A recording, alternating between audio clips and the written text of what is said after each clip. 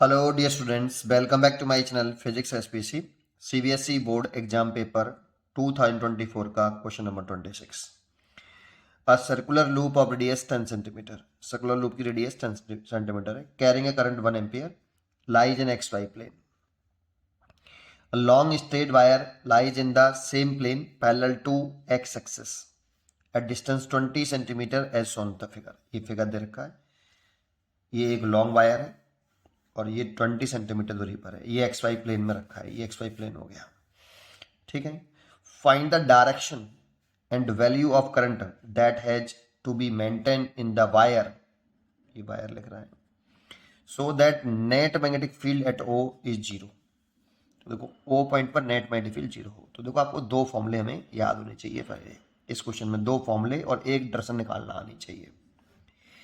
सुनो, पहला फॉर्मूला कि अगर कोई करंट कैरिंग सर्कुलर लूप हो, ऐसे उसमें करंट फ्लो कर रही हो I1 और इसकी रेडियस R हो, तो सेंटर पर मैग्नेटिक फील्ड निकालें। इसके सेंटर पर कितना मैग्नेटिक फील्ड होगा due to this current carrying loop. तो सेंटर पर जो मैग्नेटिक फील्ड होता है उसका फॉर्मूला होता है mu not upon 4 pi 2 pi I/R, ये होता है। अच्छा, कुछ बच्चों को ऐसे होता है याद होता है, ऐसे कुछ बच्चों को ऐसे याद होता है, पाई से पाई काट देते हैं कुछ बच्चे और ऐसे लिखते हैं म्यू नॉट आई, सॉरी हाँ, पाई से पाई काट दिया और 2 से 2 काट दिया, mu not I upon 2R, ऐसे याद होता है। कुछ बच्चों को ऐसे याद होता है, ये क्या पाई से पाई कैंसिल कर दिया और 2 से 4 काट दिया। तो इस तरह से भी कुछ बच्चों को याद होता है। तो ये याद कर लो या ये याद कर लो, एक ही बात है, एक फॉर्मूला तो हमें ये लगना चाहिए। और इसकी वजह से जो डायरेक्शन निकालना आना चाहिए, तो देखो राइट हैंड से निकालते हैं। अपनी फिंगर को कर्ल करिए करंट की डायरेक्शन में, तो अपनी फिंगर को कर्ल घुमाना है करंट की डायरेक्शन में। तो देखो ऐसे घुमा रहा हूँ तो सही घुमा रहा हूँ क्या, देखो तो गलत घुमा रहा हूँ, देखो है ना भाई, करंट की डायरेक्शन में कहाँ घूम रही है मेरी फिंगर, राइट हैंड की करनी है।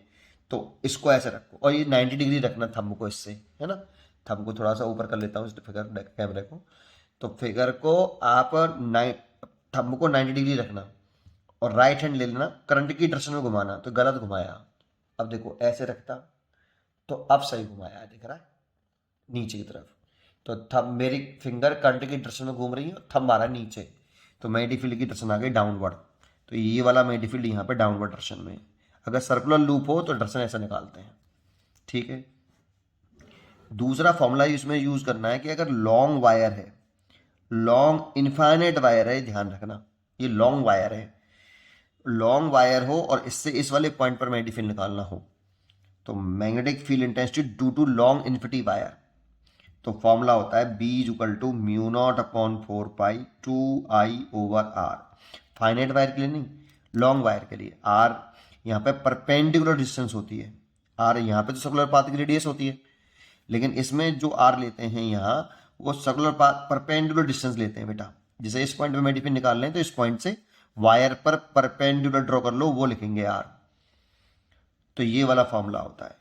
अच्छा, 2 से 2 कैंसिल अगर कर दोगे तो कुछ बच्चों को ऐसे याद होता है म्यू नॉट आई अपॉन 2 से 2 कैंसिल कर दिया 2 पाई R, ऐसे है ना। कुछ को ऐसे याद होता है, कुछ को ऐसे याद होता है।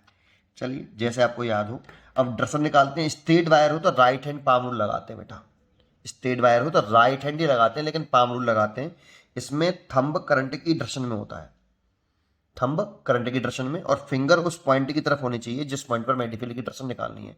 तो पी पॉइंट के टूवर्ड्स फिंगर कर दीजिए और करंट बना दीजिए, थंब थंब बना दीजिए करंट की डायरेक्शन में। और पाम, ये पाम होता है, ये वाला पाम नहीं है, ये है पाम। पाम के परपेंडिकुलर आउटवर्ड डायरेक्शन में मैग्नेटिक फील्ड होती है, बाहर की तरफ निकलती हुई। देखो मैंने पेन से दिखाई, ये डायरेक्शन है मैग्नेटिक फील्ड की। तो किधर आ रही है, पाम के परपेंडिकुलर बाहर की तरफ आ रही है, इसीलिए बाहर की तरफ मैग्नेटिक फील्ड होगी इस जगह पर, है ना। ये दो पॉइंट हमें आने चाहिए, क्वेश्चन खत्म। अब सोल्यूशन देखते हैं। अपने मेन पॉइंट पर आते हैं। वो कह रहा है कि नेट मैग्नेटिक फील्ड निकालना है ओ पाए।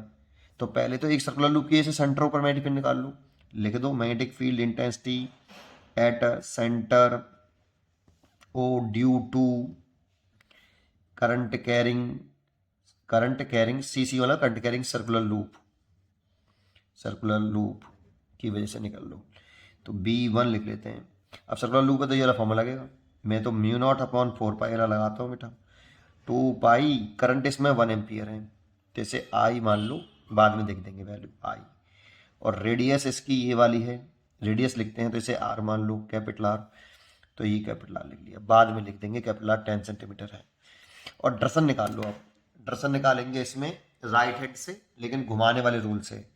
तो देखो ऐसे रखेंगे तो गलत है, और ऐसे रखेंगे तो सही आ रहा है। तो थंब आ रहा है नीचे की तरफ, तो मेडिफिल की ड्रसन आई है ये नीचे।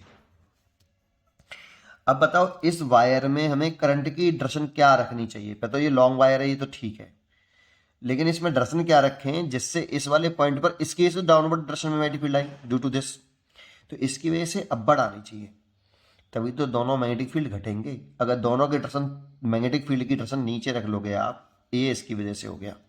अगर इसकी वजह से भी मैग्नेटिक फील्ड नीचे आए तो जुड़ जाएंगे यार, ऐड हो जाएंगे, ड्रसन सेम होने पर ऐड होता है ना। तो ड्रसन अपोजिट होनी चाहिए, तो दैट मीन्स मैग्नेटिक फील्ड ड्रसन ऊपर आनी चाहिए। तो कुछ ऐसा करो इसमें करंट की ड्रसन कुछ इस तरह से रखो कि ड्रसन ऊपर आए। तो देखो अगर आप इधर ड्रसन रखते हो, ऐसे सोचो, ऐसे करंट की ड्रसन मान लो इसमें I2 करंट है ना, तो इसमें अगर आप ऐसे रखते हो तो इसमें I1 मान लो, तो इसे I1 लिख देता हूँ, ठीक है। तो करंट ड्रसन ये रखी है आपने, तो अब इसमें राइट हैंड पाम रूल लगाना, करंट ड्रसन में thumb, finger toward the point, तो ऊपर की तरफ आ रहा है मैग्नेटिक फील्ड, तो सही है, मेरे को ऊपर ही मैग्नेटिक फील्ड चाहिए, ड्रसन अपोजिट चाहिए मेरे को। लेकिन अगर ड्रसन तुमने ऐसे रखी होती, मान लो थोड़ी देर के लिए ड्रसन अगर ऐसे रखी होती तुमने, तो थंब ऐसे आता, फिंगर टुवर्ड द पॉइंट्स आते, तो पाम ये है बेटा, पाम के परपेंडिकुलर बाहरी तरफ दिखाएंगे तो कुछ इस तरह से चला जाता, देखो अंदर अंदर चला जाता है ना भाई, पाम नीचे की तरफ है ना, तो पाम की नीचे तरफ आएगा, तो नीचे तरफ आता है तो दोनों ऐड हो जाते, तो गलत ऐड हो जाते तो नेट मैग्नेटिक फील्ड जीरो होता ही नहीं, क्योंकि हमें क्वेश्चन में चाहिए कि नेट मैग्नेटिक फील्ड जीरो हो जाए। तो उसके लिए करंट की डायरेक्शन हमें ऐसे रखनी पड़ेगी, that means along positive x axis, along positive x direction में रखनी पड़ेगी करंट की डायरेक्शन। तो डायरेक्शन तो मालूम पड़ गई, तो मैग्नेटिक फील्ड निकाल लो, intensity at centre O due to current carrying straight wire, straight long wire, ये तो B2 बराबर होता है mu not upon 4 pi 2I2, current I2 है, और परपेंडिकुलर डिस्टेंस लेंगे, दैट मीन्स ये वाली, इसमें परपेंडिकुलर डिस्टेंस लेते हैं बेटा यहाँ पे, तो दैट मीन्स ये वाली लेंगे, इस वायर पे परपेंडिकुलर करा, इस वाले पॉइंट पे निकाल लें, तो ये वाली डिस्टेंस होगी स्मॉल आर मान ली। और डायरेक्शन देखी करंट की तो मैंने ये मानी, तो ये मैग्नेटिक फील्ड ऊपर की तरफ आया, तो ये मैग्नेटिक फील्ड ऊपर की तरफ आया। अब डायरेक्शन देखो इन दोनों मैग्नेटिक फील्ड की अपोजिट है, तो नेट मैग्नेटिक फील्ड निकालेंगे, that is net magnetic field, तो घटाएंगे B1 minus B2 minus B1 जो भी करना है, लेकिन गिवन है हमें यहाँ पे कि जो नेट मैग्नेटिक फील्ड है ये जीरो है, तो ये जीरो रख दो, ये B1 माइनस B2, तो B1 बराबर B2, भाई B1 और B2 बराबर होगा तब सब्ट्रैक्ट करेंगे तभी तो जीरो आएगा, तो ठीक है, यहाँ तक तो समझ में आया सर। अब वैल्यू पुट करना है, अब कुछ नहीं, खत्म, कैलकुलेशन मत करना। यहाँ बच्चे कैलकुलेशन करने लग जाते हैं कि इसकी वैल्यू रख, इसकी वैल्यू रख, कैलकुलेशन कर रहे हैं, फिर इसकी वैल्यू रख, इसकी रख, वैल्यू नहीं करना यार, एंड में कैलकुलेशन करनी चाहिए, जहाँ तक बचो कैलकुलेशन से, और एंड में कैलकुलेशन करो, जिससे एक ही बार में कैलकुलेशन हो जाए सारी। B1 की वैल्यू पुट कर दो, mu not upon 4 pi 2 pi I1 upon capital R, इसकी वैल्यू पुट कर दो, mu not upon 4 pi 2I2 upon small r. अब देखो ये तो कैंसिल हो गया, 2 से भी 2 कैंसिल हो गया,